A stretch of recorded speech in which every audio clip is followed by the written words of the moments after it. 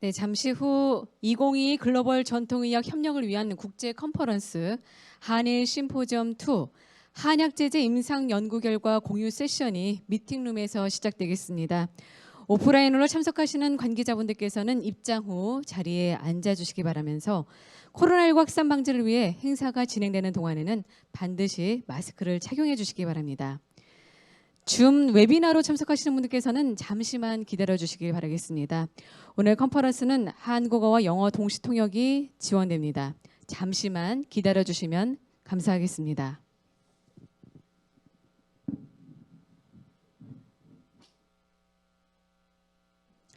네, 여러분 안녕하십니까?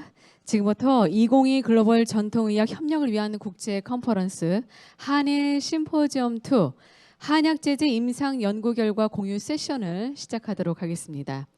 네, 이번 세션은요, 한국과 일본의 저명한 전통의학 전문가들을 모시고 한약 제재 임상 연구 결과 공유에 대해서 함께 논의하기 위해서 마련된 자리입니다. 역시 이번 컨퍼런스 줌 웨비나를 통해서 동시에 진행되겠습니다. 오늘 행사는 한국어와 영어로 동시 통역 서비스가 제공됩니다. 현장에 계신 분들께서는 리시버를 사용해 주시기 바라고요. 한국어는 1번, 영어는 채널 2번에 맞춰주시면 되겠습니다. 또한 줌 웨비나를 통해 참가 중이신 분들께서는 화면 하단에 동시 통역 메뉴를 통해서 한국어와 영어 가운데 원하시는 언어를 선택하시면 되겠습니다. 자, 첫 번째 발표 연사로 후쿠시마 의과대학 마에지만 유코 교수님을 모시도록 하겠습니다. 네, 카미키 히토와 옥시토신 몸과 마음이 하나로에 대해서 발표해 주시겠는데요. 화면으로 함께 만나보시겠습니다. 먼저 저를 초대해 주시고 최근 취합한 저의 데이터에 대해서 발표 드릴 수 있는 기회를 주셔서 감사드립니다. 일본의 전통 의학인 가미기토와 옥시톡신에 대한 발표를 드리도록 하겠습니다. 이해상충 슬라이드로서 해당 사항이 없습니다. 그러면은 먼저 옥시톡신이 무엇인지에 대해서 먼저 말씀을 드리겠습니다.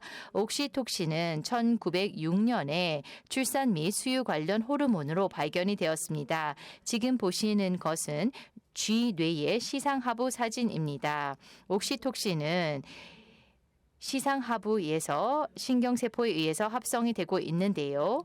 보시는 바와 같이 PVN 부심실핵과 또 시색상핵에서 이제 나오게 되고요. 시상하부에 위치한 신경세포에서 합성 분비되며 쭉삭돌기 말단에 있는 뇌하 수체 후엽에서 분비되고 있습니다. 전신 또는 뇌에서 분비가 되고 있는데요.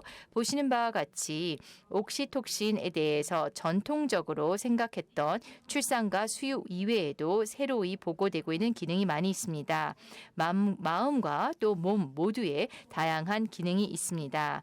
마음과 관련된 옥시톡신의 기능을 보게 되면 신뢰를 증대하며 또 모성 육아 행위를 증진하고 또한 공감 능력을 개선시키며 자폐 증상을 완화시키고 마약과 알코올 중독을 개선하고 있습니다. 또한 긴장과 불안을 줄이고 있습니다. 그러면은 신체와 관련된 옥시톡신 기능을 보게 되면은 식욕을 줄여주고 그래서 비만 개선 효과가 있습니다. 또한 혈당 조절 능력을 개선시켜주며 이는 당뇨와 관련이 있습니다. 그리고 근육의 유지 및 재생의 역할을 가지고 있으며 또 골 형성 그리고 신경 형성을 유발하고 있습니다. 아울러서 1966년에는 옥시톡신이 장수에도 효과가 있다라는 것이 밝혀졌습니다.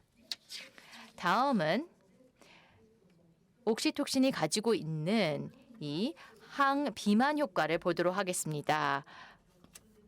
옥시톡신은 체지방 그리고 또 체중 등에 영향을 미치고 있는데요. 마우스의 8주간 고열량식을 제공하였습니다. 그리고 삼투압 미니 펌프를 통해서 옥시톡신을 계속해서 주입을 하였습니다. 그래서 매일같이 옥시톡신이 주입이 되었고요.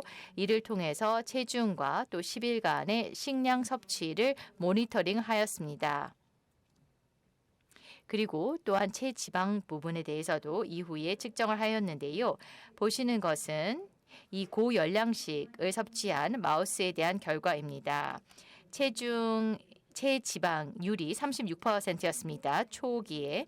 그런 다음에 옥시톡신 치료를 통해서 대조군과 비교했을 때의 체중 변화가 훨씬 개선이 되었습니다. 또한 식품 섭취도 줄어들었습니다. 지금 보시는 그래프는 각각의 옥시톡신과 그 다음에 대조군 간의 초기 체중과 이후 체중이 나와 있는데요. 이를 보시면은 체중이 초기 체중 대비해서 옥시톡신 투여 마우스는 7% 체중이 줄어들었습니다.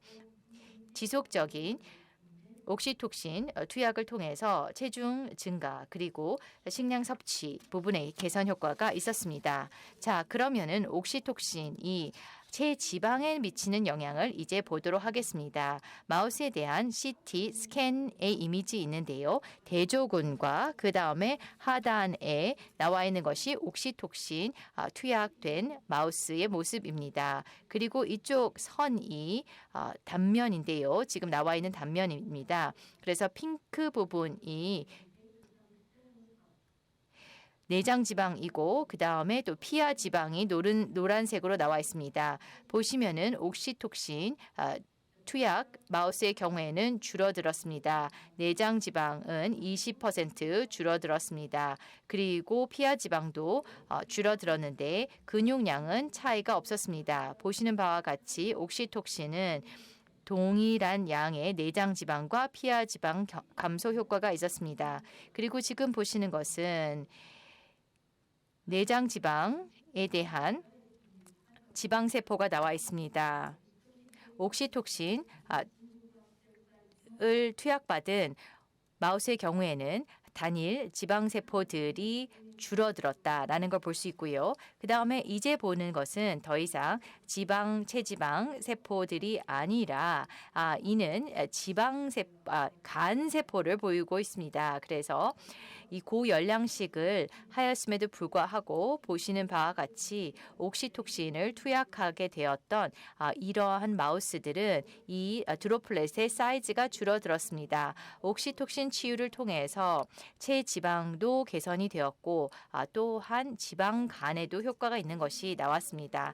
아울러 플라즈마 옥시톡신의 경우에는 고령화 그리고 노령화 및 비만을 통해서 줄어드는 것으로 나와 있습니다. 그래서 고열량식을 하게 되면은 보시는 것처럼 고열량식을 섭취한 마우스들의 옥시톡신은 줄어들게 되는데요. 일반적인 식을 하는 마우스에 대비해서 고열량식 G의 옥시톡신 수준은 줄어들게 됩니다. 그래서 만약에 오비스한 마우스에게 추가 옥시톡신은 줄어들게 되고 이를 통해서 더 먹게 됨으로써 이로 인해서 비만이 더 촉진이 되고 있습니다. 그 다음에 옥시톡신은 노화와 함께 줄어들고 있습니다. 그리고 옥시톡신이 줄어들게 되면서 근육량이 줄게 되고 또 골다공증 발생은 더 늘어나고 있습니다. 그렇기 때문에 옥시톡신이 내생적으로 분비가 돼야지만 몸과 마음이 건강할 수가 있는데요. 자, 그러면은 어떻게 하면은 이 옥시톡신 분비를 촉진할 수 있을까요? 최근에 보고된 바에 따르면 손 마사지가 효과가 있다라고 되어 있습니다. 발 마사지가 내생 옥시톡신 분비에 어떤 긍정적인 효과가 나와 있는데요. 손으로 한 수기 마사지와 기계 마사지 둘 다 효과가 있습니다만 손으로 한 마사지가 더 효과적이었습니다. 그리고 또한 내생 옥시톡신 분비를 증가시킬 수 있는 또 다른 방법은 애완동물을 바라보는 것입니다. 2015년 사이언스 지에 따르면은 애완견을 바라봤을 때에 백초 바라봤을 때에 견주의 옥시톡신 농도가 수준이 올라간다, 개선이 된다라고 되어 있습니다. 그러나 이런 방식을 통해서 옥시톡신을 분비를 늘리기 위해서는 뭐 애완동물을 갖고 있다던가 아니면은 마사지를 해야 되는 건데요. 그 이외에 이 내생 옥시톡신 분비를 증가시킬 수 있는 다른 방법이 있을지 살펴보았습니다. 저희들은 일본의 전통적인 의학인 캄키토를 한번 보았습니다. 캄키토의 경우에 일본에서는 신경 과민 또는 나쁜 혈색, 빈혈, 불면증, 정신불안, 신경증 등의 처방을 하고 있었습니다. 그리고 옥시톡신은 그런데 스트레스에 대한 항스트레스 효과가 있고 긴장과 초조감을 줄여준다라는 걸 봤을 때에 어찌 보면은 이 캄키토가 옥시톡신 때문에 이러한 효과가 있는 것은 아닐까라고 생각을 하였습니다. 그래서 저희들은 경구로 카미키스토에 투여했을 때의 신경 반응을 보았습니다. C-FOS라는 신경 활성 마커의 발현을 보았습니다. 그래서 경구로 카미키스토 투약을 했을 때의 PVM의 발현을 보았습니다. 대조군과 비교했을 때의 이 작은 점들이 C-FOS의 신경 활성 마커가 드러나고 있는 것인데요. 이를 보시면은 캄키스토 투약 후에 PVN의 발현이 늘어났습니다. 그래서 가미키토 그룹의 경우에는 대조 그룹 대비해서 4배나 이와 같은 C-FOS의 발현이 되었습니다. 이것이 옥시톡신 뉴런인지 아닌지를 확인하기 위해서 C-FOS에 대해서 한번 검토를 해봤습니다. 보시는 바와 같이 C-FOS의 발현을 통해서 이 갈색으로 표현되어 있는 옥시톡신 뉴런에서 발현이 되고 있습니다.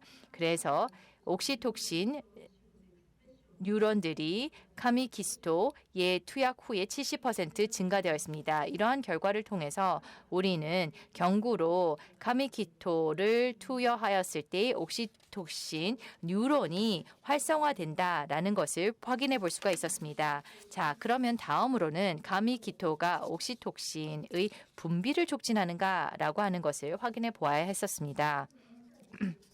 이 질문에 대한 답을 얻기 위해서 저희들은 옥시톡신의 이 분비를 확인해 보았습니다.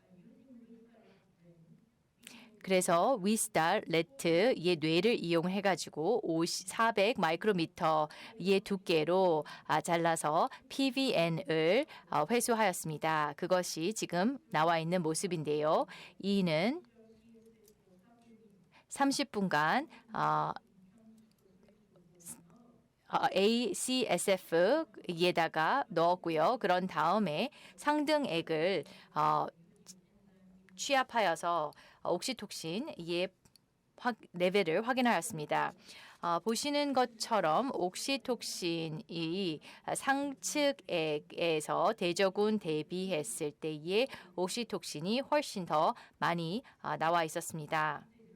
이를 통해서 우리는 합리적으로 카미스티토가 PVN을 통해서 옥시톡신 분비를 촉진한다라는 것을 확인해 볼 수가 있었는데요. 그러면은 다음 질문은 이 기저 메커니즘이 무엇인지를 확인하는 것입니다.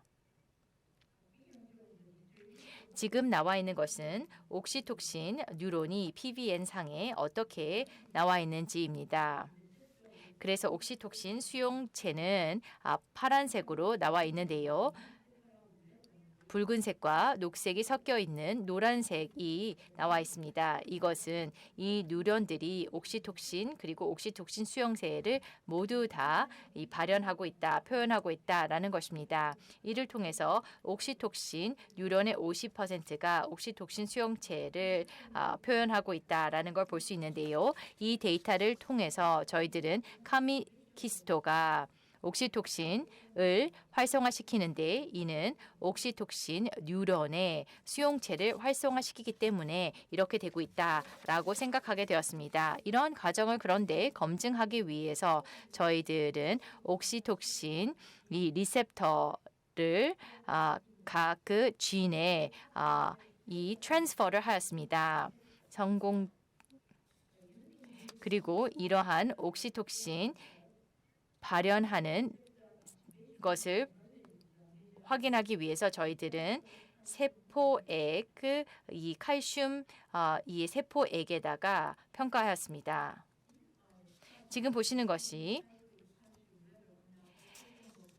세포액에서 칼슘 농도가 어떻게 달라지는지 나와 있습니다. 보시는 것처럼 옥시톡신을 통해서 이와 같이 칼슘 농도가 늘어나고 있다라는 걸 볼 수가 있고요. 그러면은 카미키스토가 어떤 식으로 효과를 보이고 있는지를 보면은 카미키스토는 세포액에서 칼슘 농도를 늘리고 있습니다. 그래서 칼슘의 반응을 보게 되면은 옥시톡신의 수용체들은 옥시톡신만큼 강하지는 않았습니다. 그런데 카미키스톤은 상당히 옥시톡신 수용체를 활성화시킨다라고 하는 것을 확인해 볼 수가 있습니다. 그래서 이 메커니즘이 어떻게 되고 있는지를 저희가 볼 수 있는 것으로서 카미키스톤은 옥시톡신 수용체를 작용제로서 활성하게 되고요.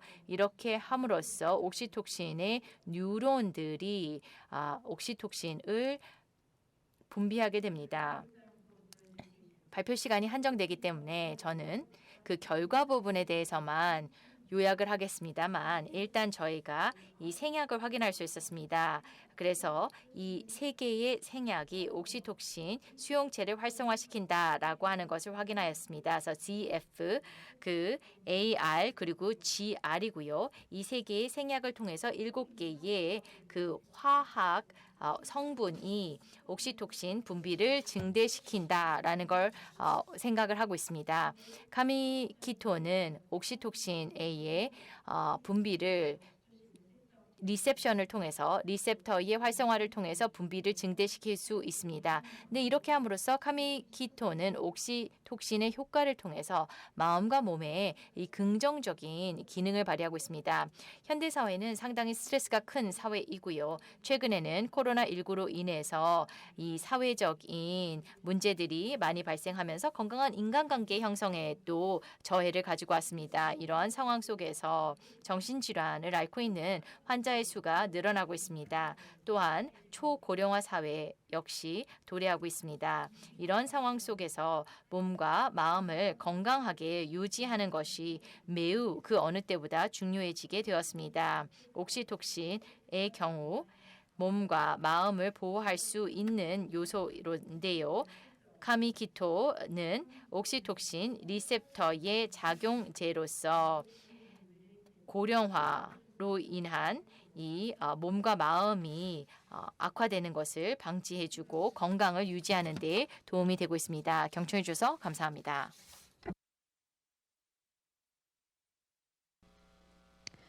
네, 감사합니다. 후쿠시마 의과대학 마에지마 유코 교수님의 발표 함께 만나보셨습니다. 네, 다음은 후쿠이대학 오명미 교수님의 발표가 이어지겠는데요. 슬개골 유스타키오관에 대한 칸포 치료 평가를 주제로 발표해 주시겠습니다.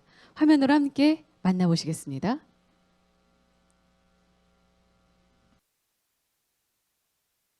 네, 여러분 안녕하세요.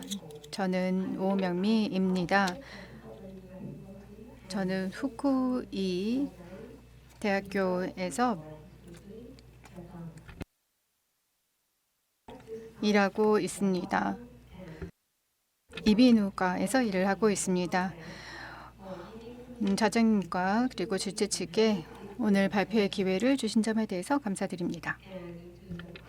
네, 한국 분들께 인사드립니다. 여러분 안녕하십니까? 나는 오명입니다. 나는 제일 삼성입니다. 오늘은 잘 부탁하겠습니다. 네, 오늘은 저는 유스타키오관 질환에 대한 칸포 치료에 대해서 말씀드리도록 하겠습니다. 네. 유스타키오관은 중이간과 비인두를 연결하면서 중이 내의 기압을 조절하는 역할을 가지고 있습니다. 일반적으로는 늘 닫혀 있지만 연화 작용이나 하품을 할 때에는 잠깐 열리게 됩니다. 이렇게 잠깐 유스타키오관이 열리는 작용에 차질이 생기게 되면 상당한 병증이 발생하게 되는데요. 특히 분비성 중이염과 같은 병이 생길 수 있습니다. 네. 이관 개방증 PET는 계속해서 이 유스타키오관 ET가 열려 있는 상태를 의미합니다. 이로 인해서 이 충만감이나 아니면은 스스로 목소리가 들리는 자성강층, 강청애 혹은 숨소리가 들리는 증상 등을 경험을 하게 됩니다. 이 충만감은 귀가 가득 차 있는 듯한 느낌이고요. 그리고 오토포니, 자성강층은 스스로 목소리가 크게 들리는, 울려서 들리는 증상입니다. 일반적으로 머리를 낮추는 자세를 취하면 이런 증상이 개선이 됩니다. 이 PET, 이관 개방증을 위해서 많은 치료법이 시도가 되는데요. 생리식염수를 비강에 주입하는 그런 치료법도 있고, 그 이외에도 유스타키오관 핀을 삽입하는 방법도 있습니다. 보통 경구요법이 사용되는 경우에는 일본의 간포 약제가 사용되는 사례들입니다. 그래서 저희는 이 PET에 대한 간포 치료의 효능을 분석을 해보았습니다. 방법을 소개드립니다. 그러니까 후행적인 연구를 26명의 환자에 대해서 실시를 하였습니다.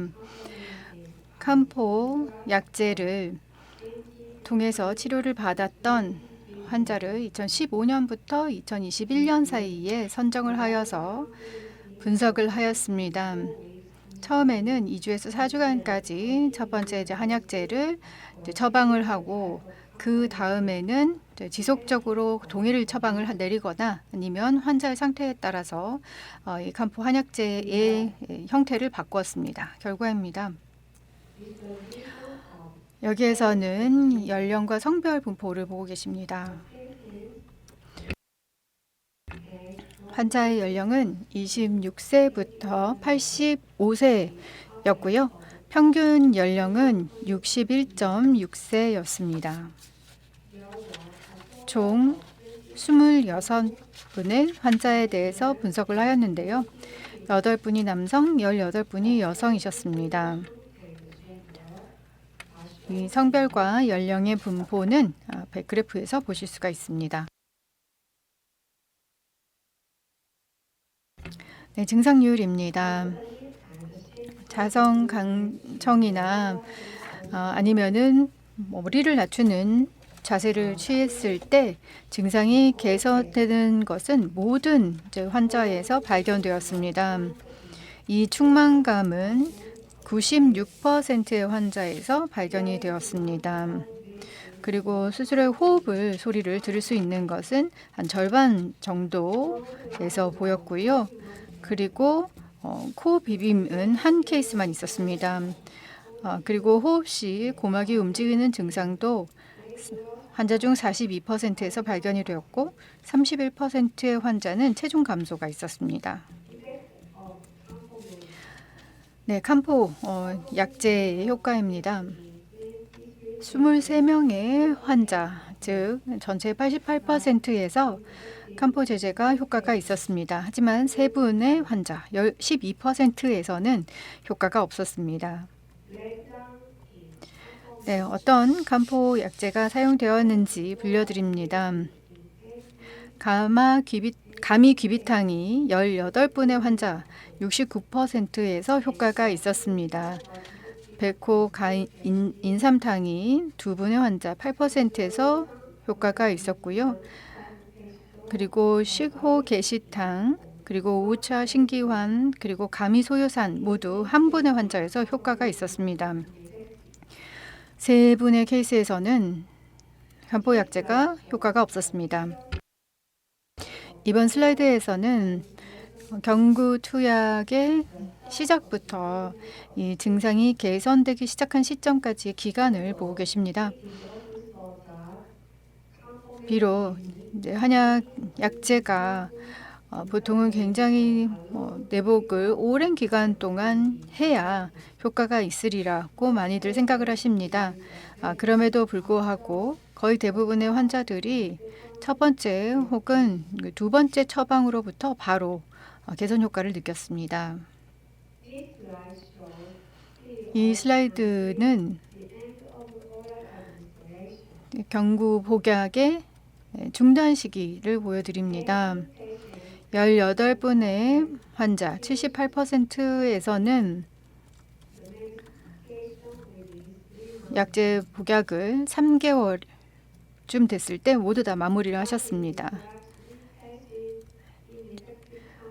이 칸포 약제가 효과가 없었던 세 증례를 좀 설명을 드립니다. 첫 번째 증례에서는 보증 이키탕을 사용을 했을 때 증상 개선이 없었고 심계 항진이 나타났습니다. 그래서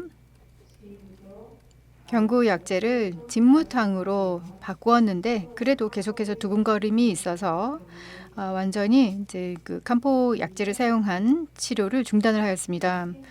두 번째 사례에서는 백호인삼탕을 사용을 했을 때에도 전혀 증상 개선이 없어서 팔미지황환으로 변경을 했지만 마찬가지로 개선이 되지 않았기 때문에 환자가 레원을 중단했습니다.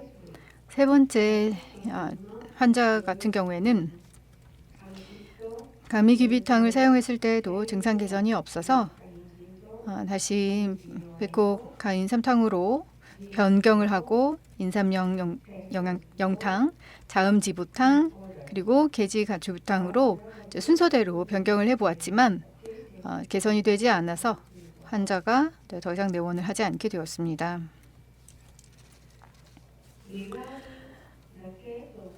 네, 가미귀비탕을 처방한 케이스입니다.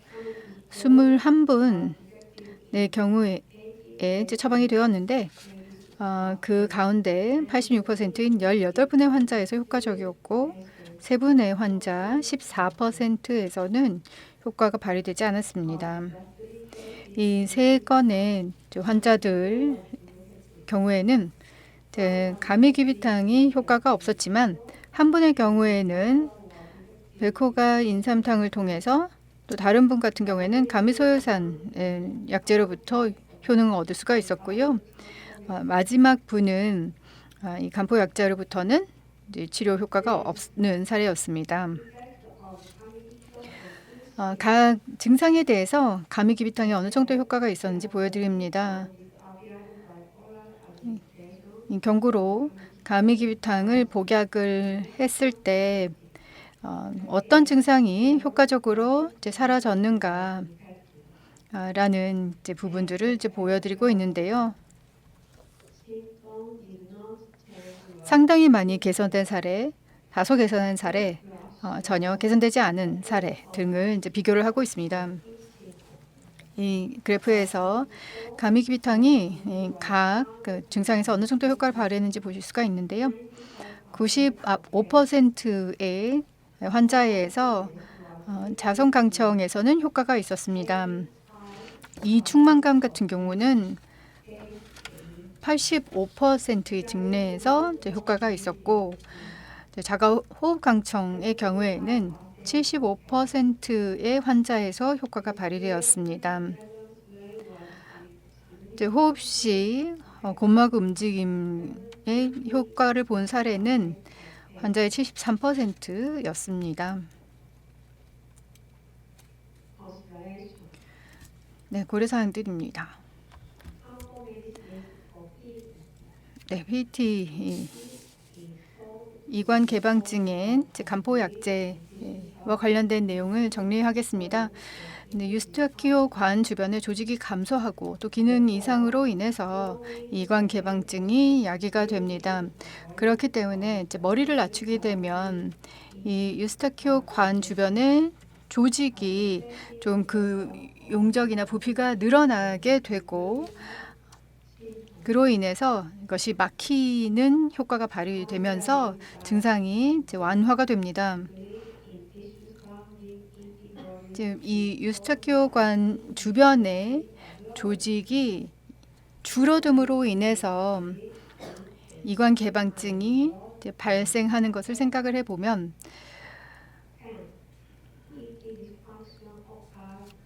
음허와 혈허로 인해서 야기가 되는 측면이 있기 때문에 간포 약제가 충분히 이렇게 혈을 보호하고 음을 보호하는 효과를 발휘함으로써 효능이 있으리라고 생각이 됩니다.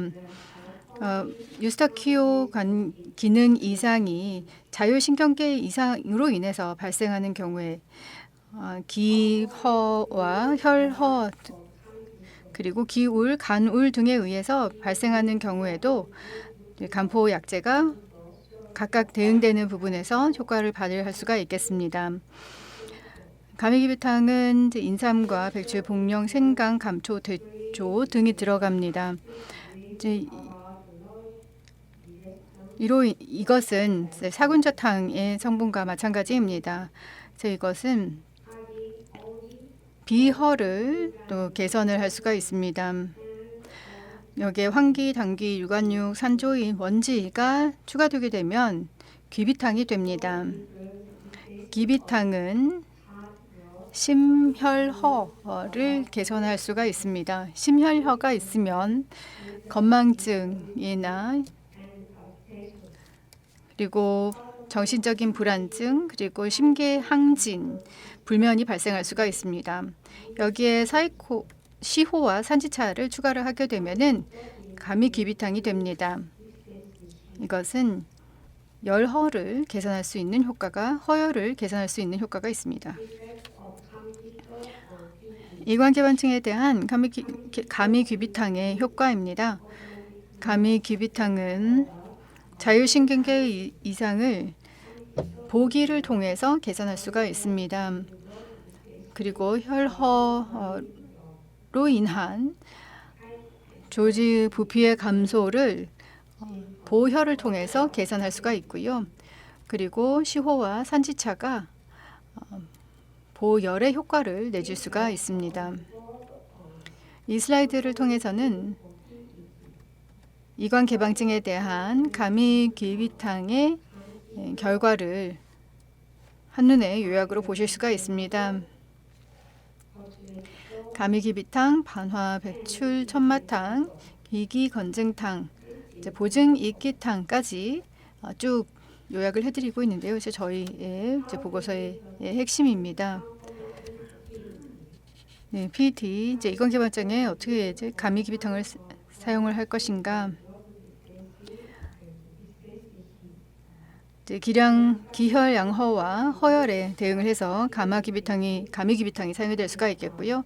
그리고 음허와 번갈을 위해서는 백호가인삼탕이 사용될 수가 있고 우차 신기화는 신음량허와 수체에 대해서 사용될 수가 있습니다. 가미소요사는 어혈과 간울에 대응해서 사용이 될 수가 있고 시효계지탕은 간울에 대해서 처방될 수 있습니다. 결론입니다. 간포 추출 약제가 26명의 환자에 대해서 이관개반증 치료를 위해 처방이 되었습니다. 88%인 23분의 환자에서는 효과를 발휘하였습니다. 가미귀비탕은 많은 간포 약제들 가운데 가장 효능이 있는 약탕으로서 69%인 18분에서 효과가 있었고 8%의 2분의 환자에서는 백호겐삼탕이 그리고 가미소요산, 우차신기환 그리고 시오게지탕이 각각 1분의 환자, 4% 환자에서 효과가 있었습니다. 가미귀비탕이 이관 개방증에 대한 1차 치료제가 될 수도 있겠습니다. 만약에 가미귀비탕이 효과를 발휘하지 못한다면 환자의 패턴에 맞춰서 새로운 간포 약제를 처방할 수가 있겠습니다. 감사합니다.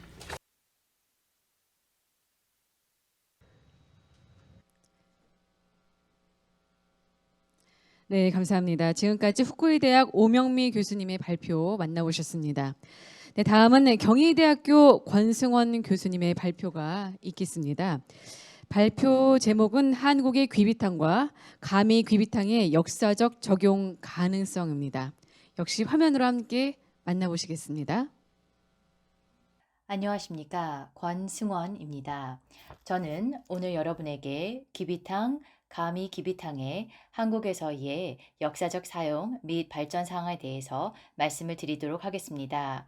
오늘 한일 전통의학 전문가 분들께서 함께 모이는 이렇게 중요한 심포지엄에서 발표를 드릴 수 있는 기회를 주셔서 대단히 감사드립니다. 오늘의 주제는 귀비탕 그리고 가미 귀비탕이라고 하는 처방에 대해서 말씀을 드릴 예정인데요. 일본어로는 키토 또는 가미 키토입니다. 한국에는 귀비탕 추출물은 없고 가미 귀비탕 추출물만이 있습니다. 그리고 식약처에서 승인하고 있는 적응증의 경우에는 허약 체질로 혈색이 좋지 못한 사람 그리고 다음과 같은 증상입니다. 빈혈, 불면증, 정신불안, 신경과민입니다.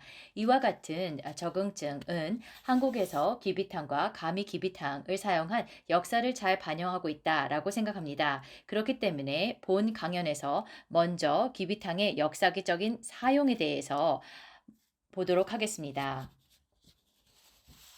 그런데 한국에서 귀비탕과 가미 귀비탕의 사용에 대해서 설명드리기 전에 귀비탕의 기원부터 보겠습니다. 귀비탕은 재생방이라고 하는 의서에 처음 등장합니다. 1253년 송나라 때 언급이 되었는데요. 귀비탕은 이때에 건망증과 두근거림을 증상으로 하는 환자들에게 처방을 하는 것이 제안이 되었습니다. 그리고 극심한 스트레스에 대한 것이었습니다.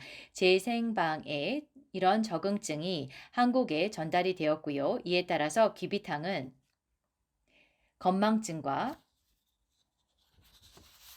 건망증에 대해서 한국 동의보감 조선시대에 언급이 되고 있습니다. 그런데 또 특이한 점은 적응증들이 확대가 되었다라는 것입니다. 예를 들어서 생리불순, 그리고 흉통 등도 추가적으로 제한되고 있습니다. 동시에 귀비탕은 각각의 증상에 대해서 사용이 될 수 있는데 환자가 신비 양허증을 앓고 있는 경우 처방이 될 수 있다라고 되어 있습니다. 귀비탕 사용의 확대는 다시 한번 광제비극이라는 의서에서도 확인할 수 있습니다. 1790년에 기록되어 있기를 가미 귀비탕과 귀비탕은 불면증에 대해서도 처방이 될 수 있다라고 되어 있습니다. 그래서 스트레스로 유발되는 탈모에 대해서도 언급이 되고 있습니다. 그리고 또한 산부인과 쪽에 대해서는요, 또 언급이 되고 있습니다. 산후 생식기 감염 때의 질탈출증에도 사용이 될 수 있다라고 되어 있습니다. 그리고 의전선익이라고 하는 또 전통적인 의학서에서도 귀비탕 사용에 대해서 남성의 성기능 문제 그리고 또한 염증성 이 비출혈에 대해서도 언급이 되고 있으며 월경불순도 언급이 되고 있습니다. 그래서 점진적으로 귀비탕에 대한 사용되는 증상에 대해서 건망증에서 더 확대가 되고 있는 것을 볼 수 있지만 여전히 신비양허증이라고 하는 것이 기본적으로 들어있는 것으로 되어 있고 또한 극심한 스트레스가 수반이 되는 경우에 귀비탕을 사용하는 것이 계속돼서 언급되고 있습니다. 그러면은 이제 가미 귀비탕에 대해서 보도록 하겠습니다. 가미 귀비탕은 귀비탕의 좀 다른 것이라고 볼 수가 있는데요. 중국의 명나라 때의 이 가미귀비탕에 대해서 처음에 언급이 되었습니다. 이는 한국에서 또 소개가 되었고요.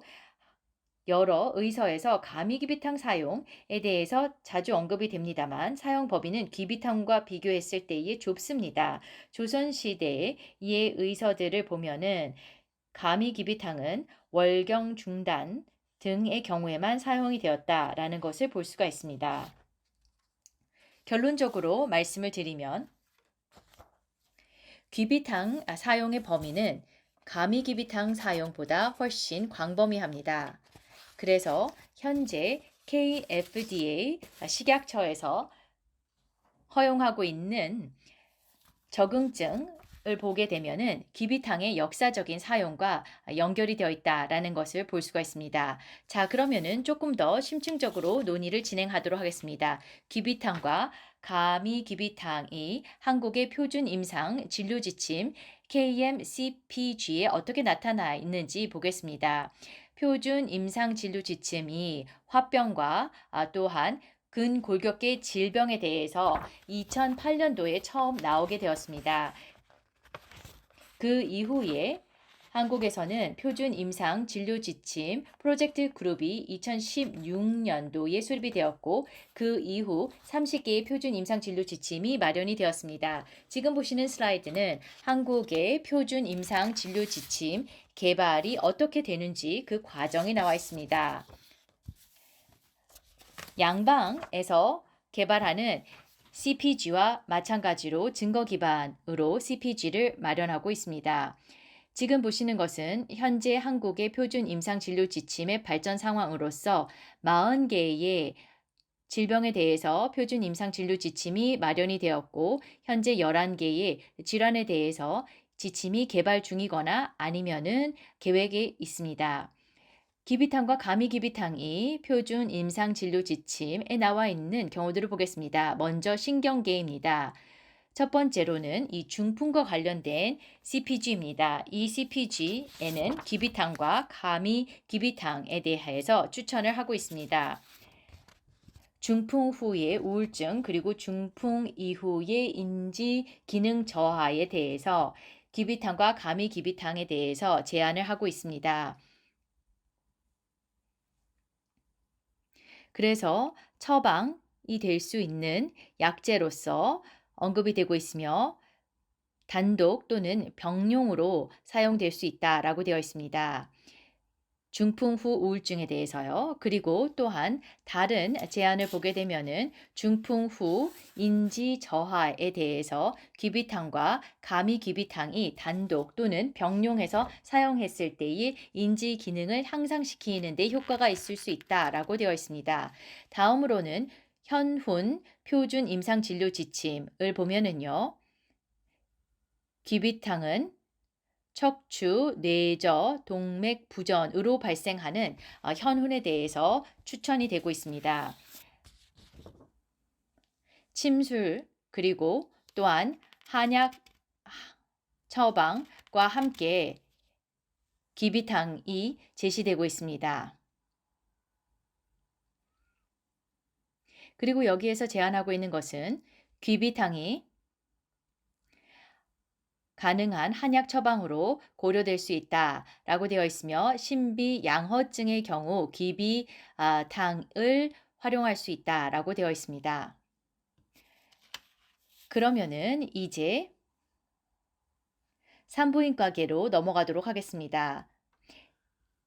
갱년기 장애 및 폐경 기후 증후군 CPG 보도록 하겠습니다.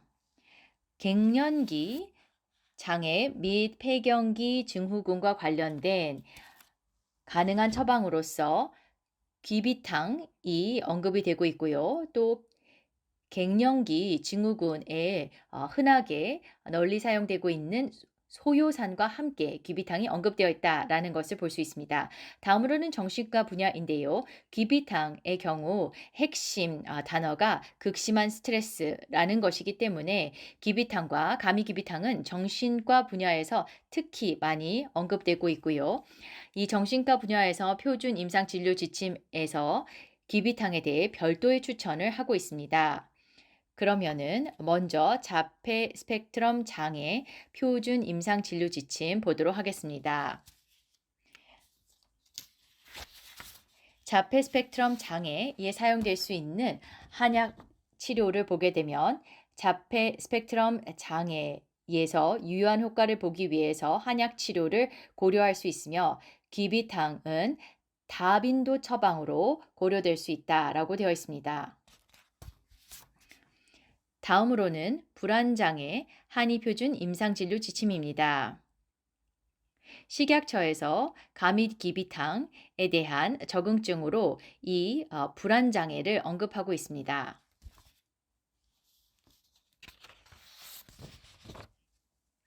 다양한 처방들이 제한되고 있는데요. 불안 장애와 관련된 여러 처방들이 제한되고 있습니다. 그리고 그 중 하나가 바로 귀비탕으로서 특히 성인의 불안 장애의 경우에는 귀비탕의 단독 처방도 더 우선순위로 고려할 수 있다. 전통적인 치료 외에 이 귀비탕을 단독으로 고려하는 것이 먼저 고려될 수 있다라고 되어 있습니다. 그리고 또한 귀비탕을 기존 치료와 병용하는 것에 대해서도 언급을 하며 단독으로 기존 치료를 하는 것보다 귀비탕을 병용하는 것이 좀 더 효과가 있을 수 있다라고 되어 있습니다. 다음으로는 불면 장애로서 한의표준 임상진료 지침이 마련되어 있습니다. 해당 한의표준 임상진료 지침에서는 귀비탕에 대한 별도의 추천을 하고 있습니다. 그 내용을 보게 되면 귀비탕은 단독으로 불면장애 치료에 고려될 수 있음이 언급되어 있습니다. 그리고 귀비탕은 온담탕과 관련해서도 추천이 되고 있습니다. 온담토의 경우에는 이 불면과 관련해서 자주 언급이 되는 약재로서 귀비탕을 함께 사용하는 것을 언급합니다. 만약에 허혈이 있을 경우에는 귀비탕을 합방해서 쓴다. 온담탕과 라고 되어 있습니다. 그리고 또한 기존의 전통적인 방법만을 사용하는 것 이외에 여기에 더해서 귀비탕을 함께 병용 처방하는 것, 합방하는 것이 조금 더 효과적일 수 있다라고 되어 있습니다. 이와 같이 불면증의 경우에는 단독 또는 다른 치료와 함께 병용 합방해서 사용할 수가 있습니다. 자, 그러면 이제 합병으로 넘어가 보도록 하겠습니다. 합병의 경우에는 한국의 좀 특별한 질환이라고 할 수 있습니다. 화병과 관련된 이 추천, 레커멘데이션을 보게 되면 한약을 사용함으로써 화병 증상 개선을 이루어낼 수 있다라고 되어 있습니다. 그리고 또한 증상별로 추천되고 있는 약재들이 나와 있는데요. 귀비탕의 경우에는 우울증과 관련해서 만약에 이 화병의 증상이 우울증을 수반한다. 그리고 주요한 증상이 우울증이다라고 할 경우에는 귀비탕 처방을 할 수 있다라고 되어 있습니다. 그리고 마지막으로 만성피로 한의표준 임상진료 지침입니다. 이 CPG를 보게 되면은 피로와 관련된 이 치료제들이 추천되고 있는데요. 이 안에는 귀비탕도 포함되어 있습니다. KMCPG에는 다음과 같이 이야기하고 있습니다. 만성적인 피로 또는 특발 피로에 대해서 귀비탕을 고려할 수 있다라고 되어 있고 또한 이 추천사항에는 귀비탕과 관련된 변증 설문지를 활용할 수 있다라고 되어 있습니다. 그리고 이 변증 설문지들은 실제 귀비탕 처방을 했던 환자들이 사용하는 이 단어들, 표현들, 증상들을 이야기하고 있습니다. 그래서 실제로 귀비탕 처방을 받을 수 있는 환자들이 사용하는 증상에 대한 설명으로서 이는 임상에서 참고할 만한 가치가 있다라고 생각합니다. 그러면 이제 발표를 정리하도록 하겠습니다. 한국의 경우에는 가미귀비탕보다 귀비탕의 사용 스펙트럼이 더 넓습니다. 한국의 표준 임상 진료 지침은 다음과 같은 경우에 귀비탕과 가미귀비탕 사용을 추천하고 있습니다. 보시는 바와 같이 정신과 질환이 특별히 더 많이 있습니다. 그리고 정신과 질환들의 경우에는 귀비탕과 가미귀비탕에 대해서 별도의 이제 권고가 있는 것을 볼 수가 있습니다. 이것으로써 제 발표를 마무리 짓도록 하겠습니다. 코로나19로 인해서 저희가 대면으로 만날 수 없다는 것은 참으로 안타까운 일입니다. 팬데믹이 곧 종식되어서 여러분을 만나 뵙게 되기를 바랍니다. 감사합니다.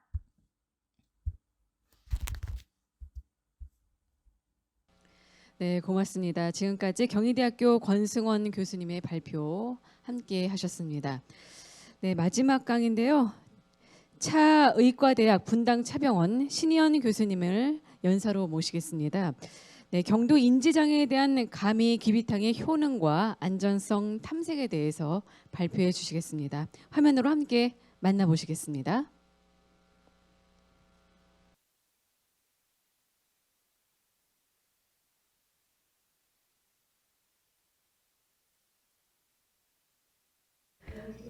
오늘 저는 가미 귀비탕의 경도 인지 장애에 대한 효능 및 안전성에 대한 탐구 결과를 발표를 드리도록 하겠습니다. R&D 프로그램의 일부로서 치매에 대한 국가 차원에서 연구 프로젝트의 일환으로 연구비를 지원받았음을 말씀을 드립니다. 경희대학교의 박정희 박사님이 프린시퍼 연구자였고 주 연구자였고 제가 이제 도움을 드렸습니다. 아직까지 연구가 진행 중이긴 합니다만 이미 이제 연구 논문이 발표된 파일럿 연구에 대한 결과를 공유드리도록 하겠습니다. 오늘은 우선 기초적인 백그라운드 정보, 연구 방법, 연구 결과 그리고 저희의 결과로부터의 시사점과 미래 방향에 대해서 말씀드리겠습니다. 아시다시피 오늘의 주제는 귀비탕입니다. 일본어로는 기히토라고 불리기도 하는데요. 전통적으로 동아시아에서 많이 처방이 되는 약재이고요. 불면이나 아니면 기억 건망증 그리고 식욕부진 등등의 의행으로 대해서 처방이 많이 되고 있습니다. 가미 귀비탕은 두 가지의 추가적인 약재가 들어가는데요. 인삼원기, 복령, 당귀 등 이외에도 두 가지의 추가가 들어가면서 여기에서는 불안증이나 불편감에 대해서도 이제 효과를 발휘합니다. 가미 귀비탕은 편의상 오늘 발표 동안에는 KGT라고 부르도록 하겠습니다. KGT의 다양한 적응증 가운데 오늘은 인지 저하와 관련된 건망증성의 인지 저하에 대해서 말씀을 드리도록 하겠습니다. 이 경증 인지 장애는 일반적인 노화와 치매의 중간 단계라고 볼 수가 있습니다. 계속해서 노화나 교육 수준에 대비해서 굉장히 상대적으로는 많이 인지 기능이 떨어지고 있는데 개입할 만큼 크게 떨어지지 않는 상황을 의미를 합니다. 하지만 이제 경증 인지 장애의 또 위험성은 이것이 치매로 진행될 수 있다라는 부분에 있습니다. 두 가지의 분류가 이제 MCI에 있습니다. 첫 번째가 이제 건망형의 혹은 기억 상실성의 경도 인지 장애입니다. 이것이 알츠하이머 병이나 치매로 진행될 위험이 훨씬 더 높은 형태의 경도 인지 장애 MCI입니다. 알츠하이머병, AD에 관련된 병인학이 여러 가지 분석이 되어 있는데요. 첫 번째는 아밀로이드 베타 플레이크 그리고 과인산화되어 있는 타우 단백질이 있는 신경섬유 다발과 관련된 그 이론이 있고요.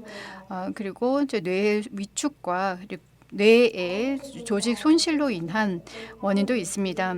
두 번째는 이제 AD 내에서 이제 콜리네스테릴 트랜스퍼라제가 위축이 되면서 신경 전달이 제대로 되지 않은 것도 이제 분석이 그 원인으로 분석이 되고 있습니다. 도네페질이나 이제 갈레타민과 같은 약재가 만들어져 있는데요. 그것은 이제 아밀로이드 플라크나 아니면은 타우 단백질의 신경섬유 다발 타우 단백질 과인산화는 타겟으로 하고 있지 않기 때문에 AD에 직접적인 효능은 없습니다. 엔타이 아밀로이드, 엔타이 타우 아니면은 신경염증이나 아니면 신경보호를 위한 다양한 약재들을 통해서 알츠하이머 병에 대한 치료제를 개발코자 하고 있습니다. 하지만 그 증상이 그 병이 완전히 발현되기 전에 서서히 진행이 되기 때문에 가장 이른 단계에서부터 발견하기를 독려를 하고 있는데요. 특히 이제 MCI가 등장할 때 이제 포착을 하게끔 그리고 그 병을 잡을 수 있게끔 하고 있습니다. 하지만 지금까지 MCI 치료제는 개발되지 않았습니다. 특히 알츠하이머병에 사용되는 약물을 MCI에 대해서 효능이 있는 것이 검증이 되지 않았기 때문에 사용되지 않고 있는데요. 그렇기 때문에 이제 대한요법에 대한 필요가 있고 그런 이유로 인해서 저희가 KGT의 효능을 이 MCI에 대해서 분석하게 된 것입니다. 몇 가지 동물 실험을 통해서 KGT가 치매 효과가 발휘됨을 확인한 바가 있습니다.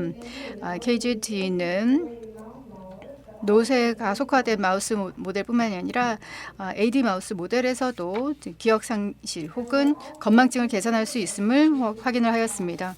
그 이외에도 RCT 연구들이 있어서 마일드 AD 환자에서 KGT를 복용하고 난 이후에 MMSE 점수가 크게 개선되는 것을 볼 수가 있었는데요. 하지만 이 MCI 그 자체에 대해서 KGT 효능을 분석한 연구는 아직 없었습니다. 그래서 저희가 세운 가설은 MCI 환자에서도 인지 기능을 개선해 줄 수 있다라는 것이었고요. KGT를 MCI에 대해서 특히 기억 상실형 MCI에 대해서 치료제로 사용할 수 있는 가능성을 유효성과 안전성 측면에서 타진해 보도록 하겠습니다. 연구 설계 방법입니다. 무작위 배정에 이중 맹검 플라시보 대조군이 있는 그 연구 설계로 2017년부터 2019년 사이에 경희대 강동병원에서 진행이 되었습니다. 네, 연구는 이제 스크린 단계 그리고 이제 치료 인터벤션 단계, 팔로우업 단계 그 기간으로 구성이 되어 있습니다. 네. 주관적인 이제 인지 저하가 SNSB라고 부르는 점수에 의해서 객관적으로도 평가가 될 때 포함이 되었고요. 그리고 더불어서 신경 전문의에 의해서 이제 AMCI 처방이 내려져야만 했습니다. 특히 AD 진단이 이루어진 환자들은 제외가 되었고요. 그 이외에 신경퇴적인 질환으로 인해서 인지 저하가 있는 경우 그리고 뇌순환 혈관계 질환이 있는 경우도 제외가 되었습니다. 우울증이나 그 이외에 정신병증이 있는 환자도 인지기능 저하가 수반될 수 있기 때문에 제외가 되었습니다. 치료 중단 기준입니다. 80% 이하의 복약순환도가 있을 때에 환자를 중단을 시켰습니다. 모든 피험자들은 치료군이나 아니면 대조군으로 무작위 배정이 되었고요. KGT 그룹과 플라시보 그룹으로 24주간 시험을 하였습니다. SNSB를 베이스라인에서 그리고 24주 차에 실시를 하였고요. 이것을 통해서 유효성 결과를 판단하였습니다. 안전성 결과를 위해서는 바이탈 사인과 ECG 그리고 혈액 검사를 하였고요. 그리고 뇌 MRI와 그 이외에 애드버스 이펙트 이상 반응의 모니터링도 지속적으로 실시하였습니다. SNMB는 한국에서 가장 많이 사용이 되는 신경정신과적 검사 결과입니다. 그래서 5가지의 그 인지 분야, 기억을 포함해서 가지고 있고요. 그리고 그 이외에도 인지 지표들을 볼 수 있는 결과입니다. 이 슬라이드에서는 모든 그 테스트들 진행된 내용들의 리스트를 보고 계시는데요. SNSBD를 사용을 했습니다. 디멘시아 치매를 위해서 조정된 버전이고요. 이 5가지의 그 영역에 대한 점수를 모두 총점으로 해서 그 SNSBD 검사 결과를 냈습니다. 그 이외에도 CDR, GDS 그리고 SGDS 등과 같은 추가적인 지표도 보았습니다. CDR, SB는 전체적인 인지 기능을 보고요. CDR, GS 같은 경우에는 치매의 중증도를 볼 수 있는 카테고리별 점수입니다. 그 이외에도 ADL이나 아니면은 우울증을 검사할 수 있는 평가할 수 있는 점수도 사용을 하였습니다.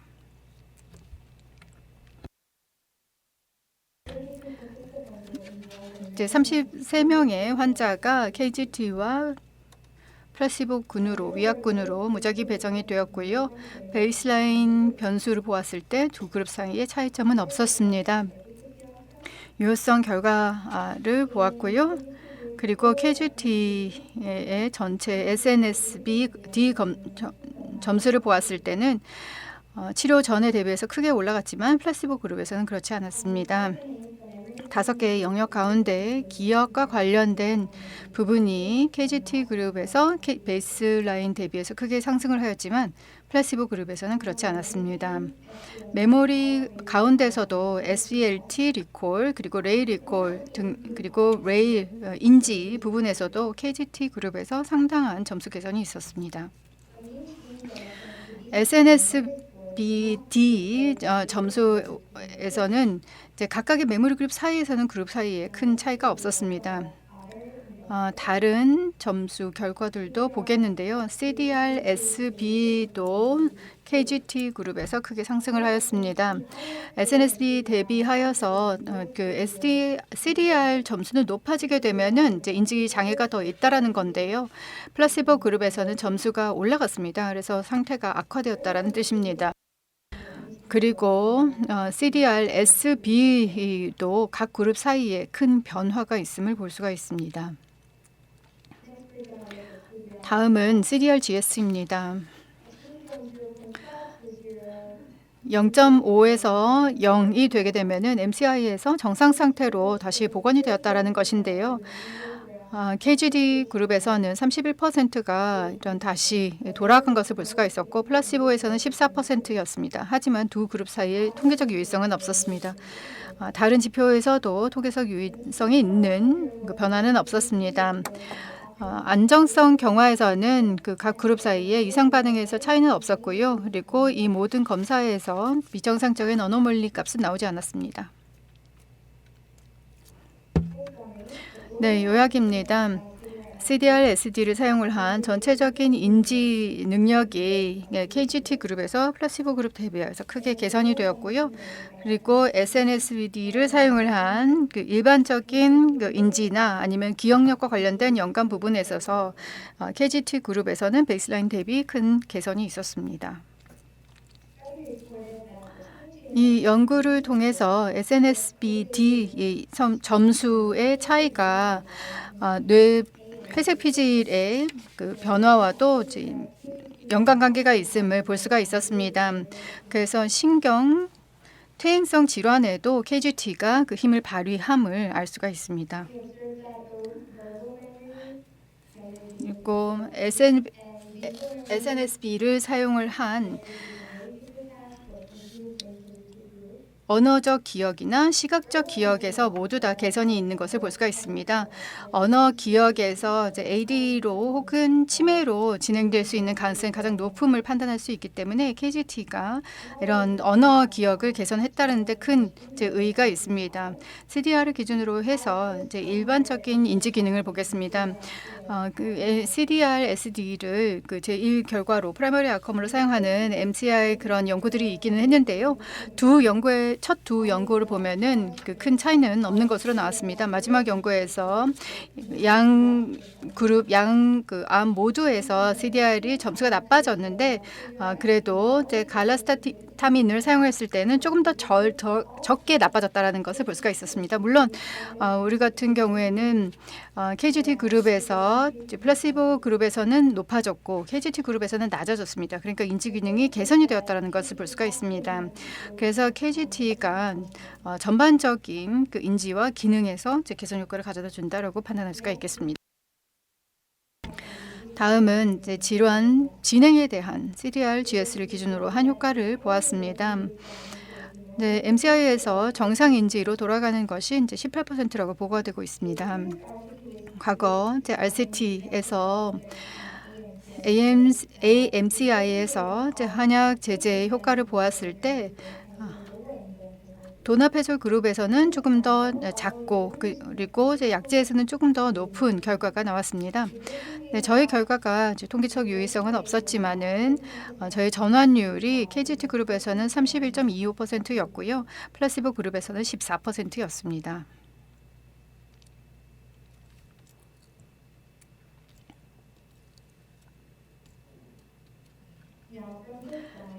네, 이 슬라이드에서부터는 이 KGT의 효능과 관련된 가능한 기전에 대해 설명드립니다.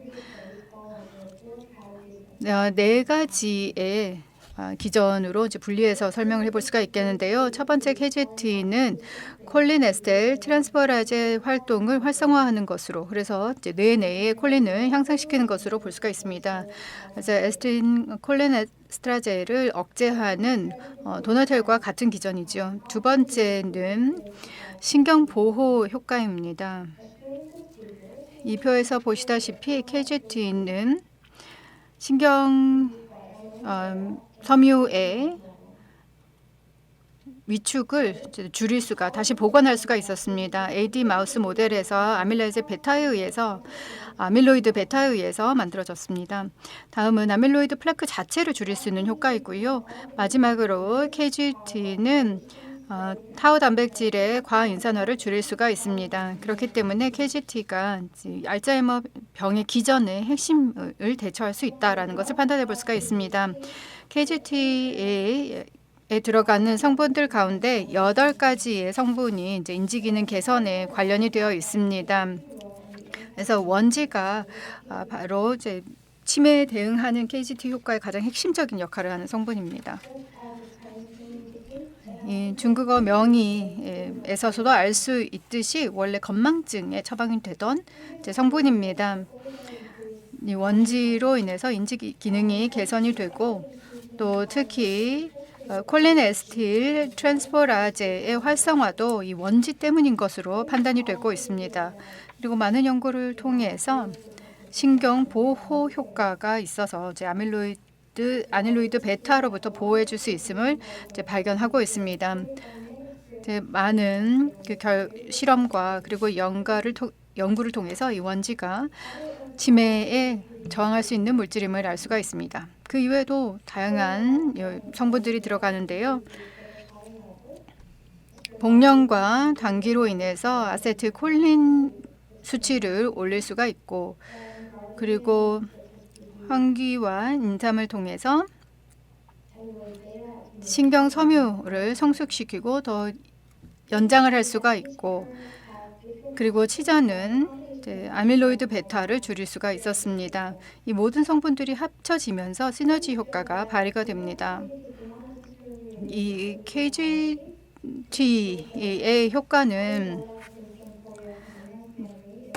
단 하나의 성분 때문이 아니라 그 이외에도 많은 일반적인 인지 기능의 개선에도 효과가 있습니다. 원지 인삼 그리고 복령 같은 경우에는 전체적인 인지 기능에 효과가 있고, 그리고 시호나 귀비탄 그 자체도 이제 기억력 개선, 그리고 지자나 그리고 감초도 함께 항산화 효과가 있는 것으로 보여서요. 전체적으로 MCI와 MC에 효과가 있는 것을 볼 수가 있습니다. 첫 연구로서 KGT가 MCI 효과가 있음을 증명을 하였습니다. KGT가 이제 일반적인 인지 기능 개선을 기대해 볼 수가 있고, 그리고 내약성도 참 좋다라는 것을 판단해 볼 수가 있습니다. 그리고 높은 이제 복약 수능도가 이제 있을 수 있기 때문에 보다 광범위한 연구를 실시해 볼 필요가 있겠습니다. 이제는 저희 연구의 한계점과 제 앞으로의 그 연구에서 개선할 부분에 대해서 말씀해 드리도록 하겠습니다. 워낙 이제 표본 크기가 작았기 때문에 피험자의 수가 적었기 때문에 이제 통계적 유일성을 확보하는 데는 어려움이 있었습니다. 그런데 이것은 파일럿 스터디에는 충분한 그 크기였고요. 앞으로는 이제 84명까지 늘릴 생각입니다. 그리고 이제 인터벤션 직후에 그 인지 기능 검사를 하였습니다. 그래서 저희는 이제 36주 차에 팔로우업으로 다시 한번 추가적인 검사를 하도록 설계를 하였습니다. 그리고 저희가 이제 기능 MRI와 그리고 그 혈액 관련 바이오마커도 포함을 하여서 이 약물의 혈액 생리학적인 효능 그리고 임팩트까지 분석을 해보고자 합니다. 오늘 MCI는 아직까지도 그 효과가 있는 제제가 개발되지 않은 그 상태입니다. AD에는 아밀로이드 베타와 그리고 타우 단백질 기반으로 한 약물이 있기 때문에 이것이 MCI에는 사용되기 어려운데요. 지금 더 많은 관심이 이제 기울여져야만 합니다. 해서 그 한약 제재 가운데 KGT가 구체적인 많은 효능을 가지고 있는 성분으로 인해서 MCI에 대한 그 유효한 그런 치료제가 될 수가 있겠습니다. 특히 이제 AD와 관련된 병이나 뿐만이 아니라 훨씬 더 광범위한 이제 인지 장애에도 적용될 수 있습니다. 이것은 이제 MCI가 다양한 기저 원인이 있는 이제 이질적인 질환이기 때문에 좀 더 광범위한 적응증을 가질 수가 있겠습니다. 그래서 다양한 국가가 함께 참여하는 KGT에 대한 임상 시험이 수행이 되어서 이런 한약 제재에 대한 그리고 전 세계적인 유용성에 대한 증거를 더 확보할 수 있기를 희망합니다. 경청해 주셔서 감사합니다. 네, 발표 감사합니다.